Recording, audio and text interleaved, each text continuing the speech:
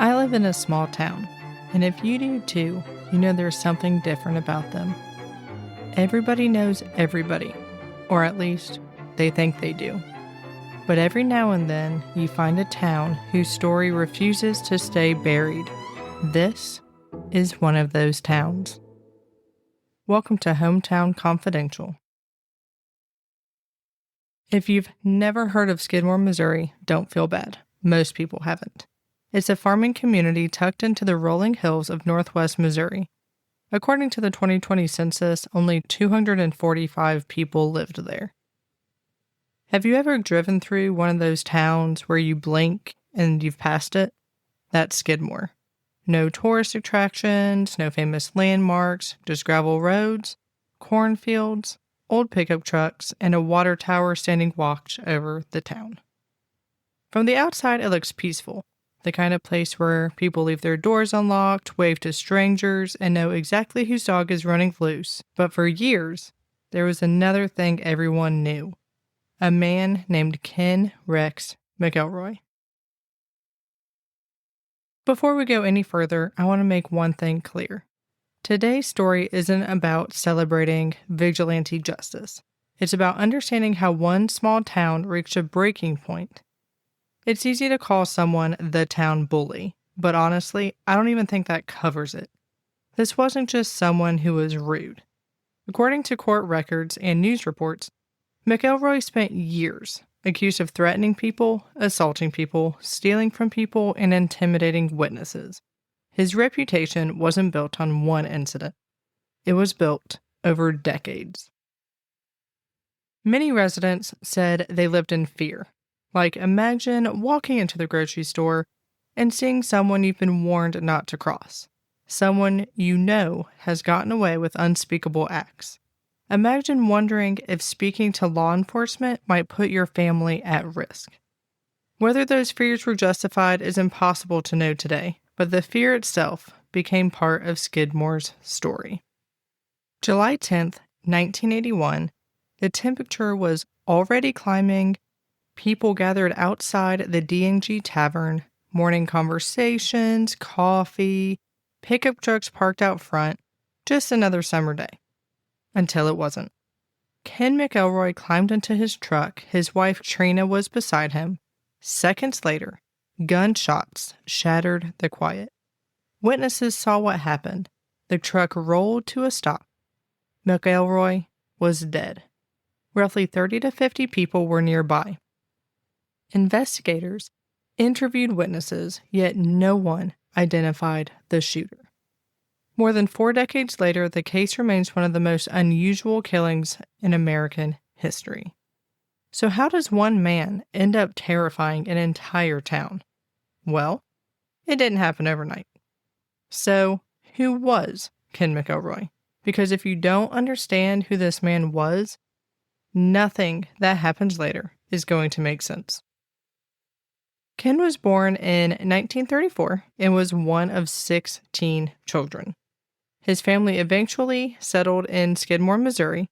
He quit school after the 8th grade, and over the years, he built a reputation that spread a lot faster than the town itself.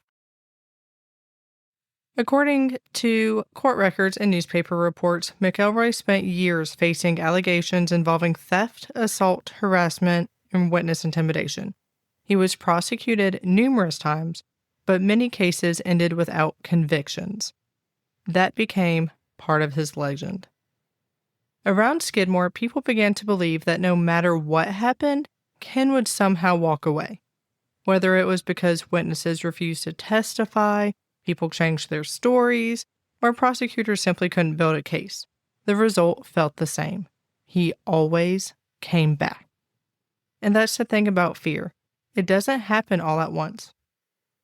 It builds. One story becomes 2, then 10. Before long, people stop asking, "Did you hear what happened?" and start saying, "Just don't even get involved." If Ken had a problem with you, you'd know about it. Now look, if you've got a problem with somebody, have the conversation. But Ken, his version of conflict was intimidation. He was known to assault or even shoot people he had an issue with, but more on that later. He also had a type of quote-unquote woman he was interested in, and when Ken wanted something, he did whatever it took to get it. We could spend a lot of time talking about the ins and outs of Ken McElroy's relationships, but I'll give you the quick bullet points. By the time he was in his mid to late 30s, he had fathered 17 kids between 3 wives and 3 young girls. And yes, I said young girls. See, Ken had a type. It was girls around the age of 12 to 14. This was well known in the town, and nobody could do anything about it. One part of McElroy's life comes up again and again in court records and reporting, and it's impossible to tell this story without talking about it. His relationship with Trina. When 35-year-old Ken met Trina, she was only 12 years old. Just let that sink in. 35 and 12. Contemporary reporting and court records describe years of abuse and grooming that eventually resulted in her becoming pregnant at the age of 14. Reading through those records, I kept asking myself the same question. How could this happen?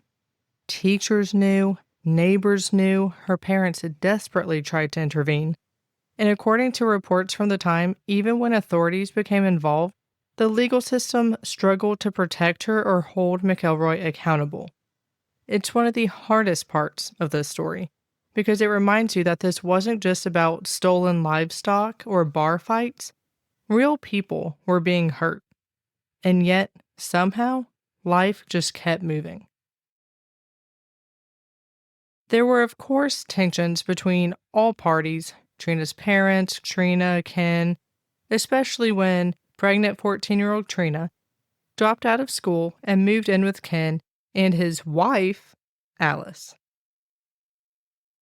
It was not uncommon for a woman associated with Ken, be it his wife, mistress, or victim, to show up around town with a black eye or other visible damage. The townspeople all knew who he was and what he was capable of. So, 16 days after having her son, both Trina and Alice fled with their children to Trina's parents' house, and they happened to be out of town at the time. It only took a few hours to find them, and Ken, who was unsurprisingly pissed off, forced them back to the home at gunpoint.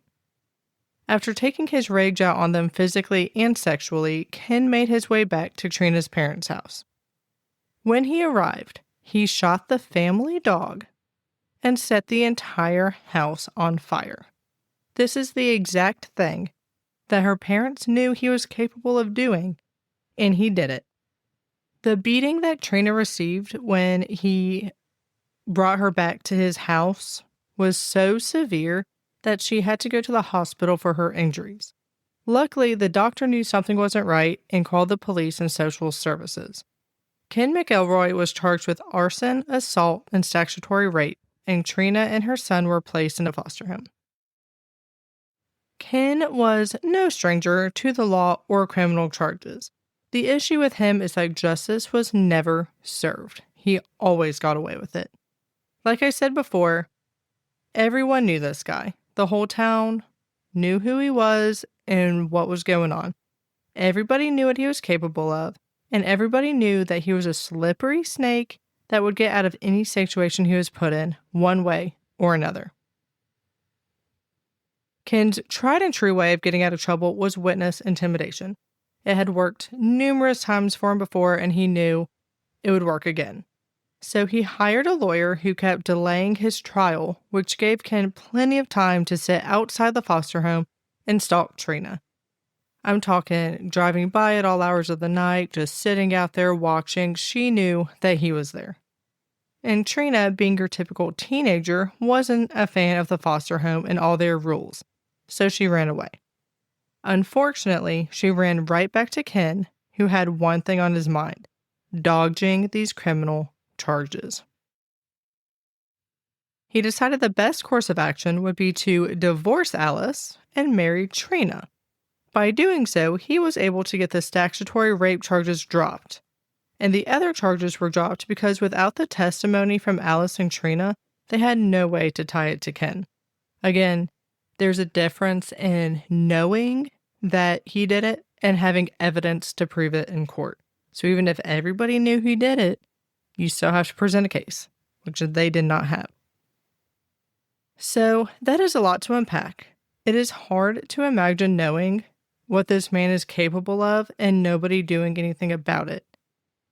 But as I have said over and over, this man was above the law.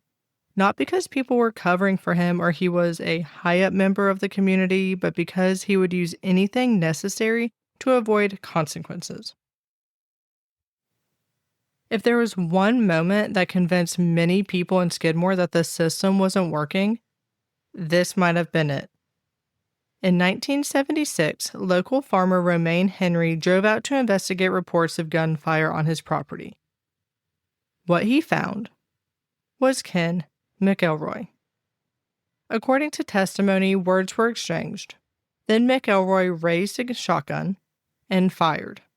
Romaine survived, which meant, for the first time, there was a victim who could testify. People thought, finally, this is the case. Except, it wasn't. Romaine Henry wasn't going to back down.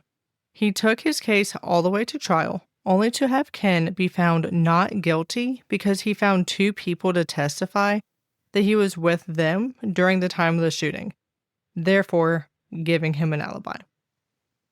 At this point, Ken McElroy's reign of terror had lasted over a decade. He had faced felony charges 21 times and had 0 consequences. To put it lightly, the town was pissed. There was a reason he was known as the town bully, and they were ready to do something about it. Fast forward to 1980, and oddly enough, the final chapter begins with candy.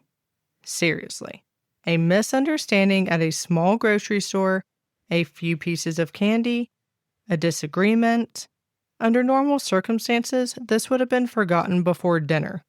But nothing involving Ken McElroy was ever normal. On April 25th, 1980, when a few of the many McElroy children popped into the B&B grocery store to buy some candy. There was a lot of kids and a lot of candy, and somewhere along the checkout process, some of the candy didn't get rang up. The kids proceeded out of the store, and the clerk yelled after the kids to come back so it could be properly rang up. Words were exchanged, and the teenager said that the family would no longer be shopping there, but the owners told her that the family had been barred from the store.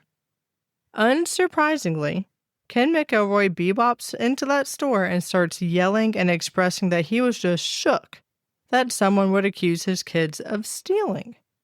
The store owners, Lois and Bo Bowenkamp, explained to both Ken and Trina that nobody accused the child of stealing, that the candy had just not been scanned. That is what was literally blown out of proportion. It was a simple, I didn't scan it. The kid grabbed it before it was done. We've all been there. We all know a kid's excited when you're ringing something up. Sometimes it doesn't get scanned. Nobody was accusing anybody of anything. And Ken actually seemed to calm down after being explained this and asked to buy a pack of cigarettes. However, Bo declined by saying once again that the family was not allowed to shop there. Enter Ken McElroy, now setting his vindictive sights on the Bowenkamp family. Imagine looking out your front window at midnight. Headlights creep past the house. 10 minutes later, they come back. Then again. And after a while, you stop wondering if it's him. You already know.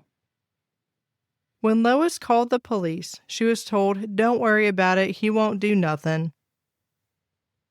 And that begs the question, why would he think that Ken McElroy wouldn't do something? History has already shown that when Ken made a threat, people took it seriously. A month after the candy incident, Lois saw Ken standing outside her window holding a shotgun. He lifted it in the air and fired twice. About 30 minutes later, he did it again. The next morning, she went to the police to file a report. The officer told her that he would file it, but in the meantime, just keep an eye on McElroy. Yeah, just keep an eye on him. That'll work. The officer did not file the report. 2 nights later, Ken returned and fired more shots. There was nothing done by law enforcement once again. So, the Bowen camps were newish to Skidmore, having only lived there for 8 years, so they had probably heard whispers about Ken, but at this point he'd been terrorizing the town for decades. And nobody knew this feud was about to change the town forever. For months, McElroy harassed the Bowen camps, and it ended with an altercation in which Ken shot Bo in the neck. Police promptly arrested Ken, who claimed he wasn't there and didn't know anything about it. But who else had beef with this 70-year-old man, right? The next morning, he was out on $30,000 bail, free to roam the streets of Skidmore. Amazingly, Bo survived his gunshot wound and was released from the hospital 10 days later. Anyone who showed support to the Bowen camps became a target for McElroy. This included ministers and even police officers. After threatening phone calls and home drive-bys, one officer even turned in his badge, saying it wasn't worth it to testify against him. And this is a police officer. So, imagine this town finding out that a police officer, the people who are supposed to protect them from people like Ken, literally hanging up his entire career saying it's just not even worth it. So, they got a little taste of what his victims had been saying for years. On June 25, 1981, the trial began for the case against Ken McElroy for the assault on Bo Bowenkamp. Despite Ken, once again, finding somebody to testify on his behalf and say that it was self-defense because Bo lunged at him with a knife, which was not true, but Bo did have a knife because he was breaking down boxes at the time that he was shot. But despite all that, the jury quickly found him guilty. Unfortunately, the jury wasn't able to hear of his past crimes because he was never convicted. So as far as they knew, because the trial had been moved from Skidmore, so it wasn't locals on his jury, as far as they knew, he had a clean record. If you're listening, I know what you're thinking. Okay, this has to be it. A jury convicts him. Justice finally catches up. Except it doesn't. He is sentenced, but he is allowed to remain free while the appeals process plays out. Imagine living in Skidmore. Imagine knowing that the man just convicted of shooting your neighbor is still driving past your house. He's still shopping at the same stores you're shopping at. He's still going to the same restaurants that you're going to, even though he was just found guilty of shooting a man in the neck. Ken knew nobody liked him, but it's like he fed off of that. He just kept going and going because he felt unstoppable. I mean, why wouldn't he? He literally had never been stopped before.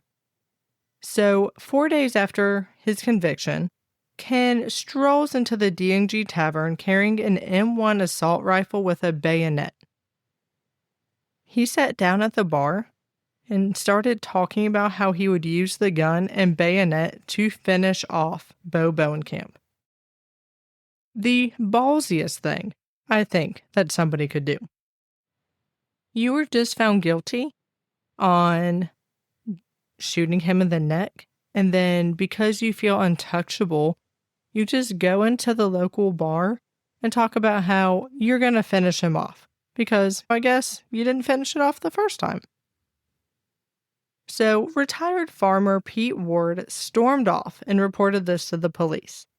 3 other witnesses came forward as well to say what they heard.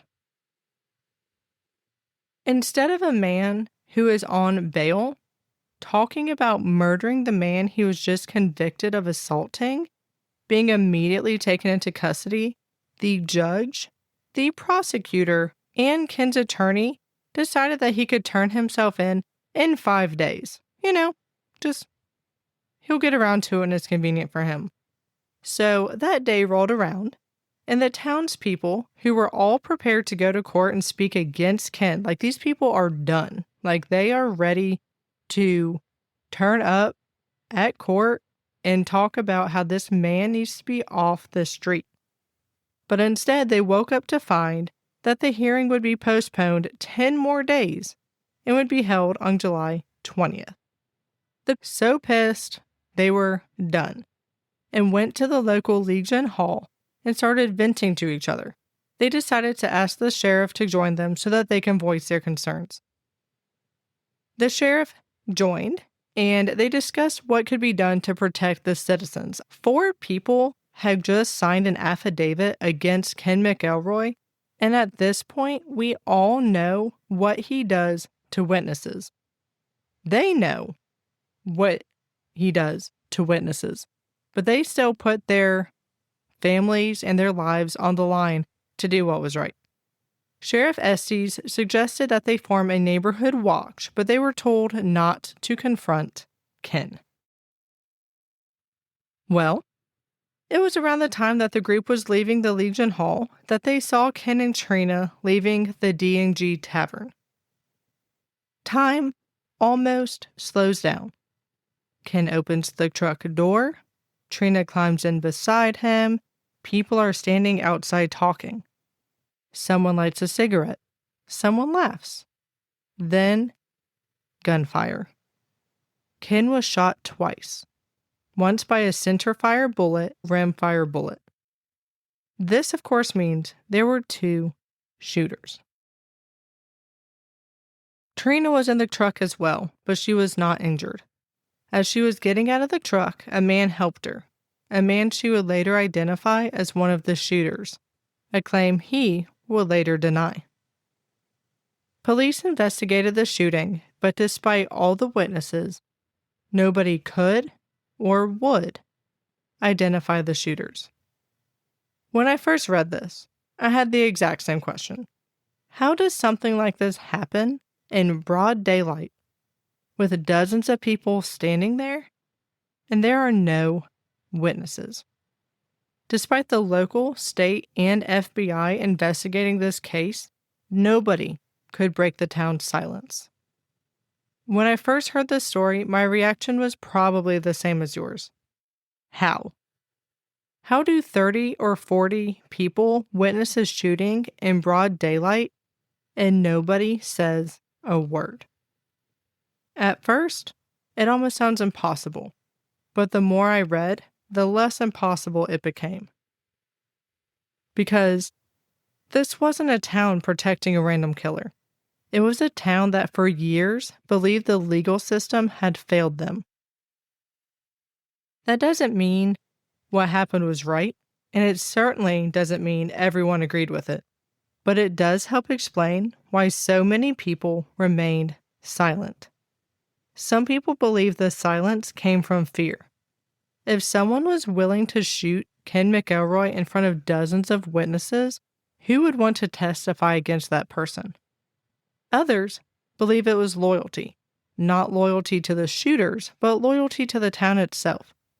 A feeling that after decades of threats, intimidation, and failed prosecutions, they weren't going to help put one of their neighbors in prison. And then there's another possibility. Maybe it was relief. Not relief that someone died, but relief that the fear they lived in for years was finally over. None of us can know exactly what was going through the minds of the people standing outside the D&G Tavern that morning. Only they know that. and many of them took those answers with them. Maybe that's why this case still fascinates people more than 40 years later. Not because we don't know who pulled the trigger, but because we're still trying to understand what would make an entire community choose silence. We all know how hard it is for even 2 people, 3 people, to keep a joint secret. So for an entire town to stay silent is absolute insanity. 40 years later, the streets of Skidmore are quieter than they once were. Businesses have closed, the population has shrunk. The headlines have faded, but the story never really left. Ask somebody about Skidmore, and eventually this case comes up. Not because people are still trying to solve it, but because people are still trying to understand it. A man was killed in broad daylight. Dozens of people were there. Investigators interviewed witnesses. No one was convicted. Those facts haven't changed. What people believe about why it happened, that's where opinions begin. Some see this as a community pushed beyond its limits. Others see it as a reminder that justice, whatever form it takes, isn't the same as the rule of law. And that's why this story still matters. It asks a question that doesn't have an easy answer. What happens when people stop believing the system will protect them?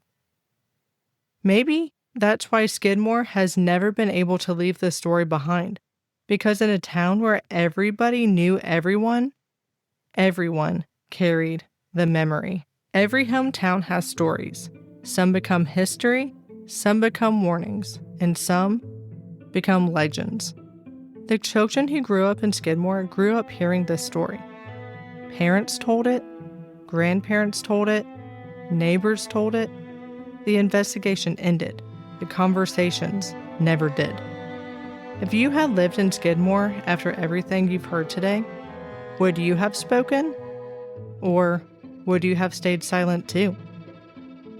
This has been Hometown Confidential. I'm Alexa. Thanks for listening. Until next time, remember, everybody knows, nobody talks.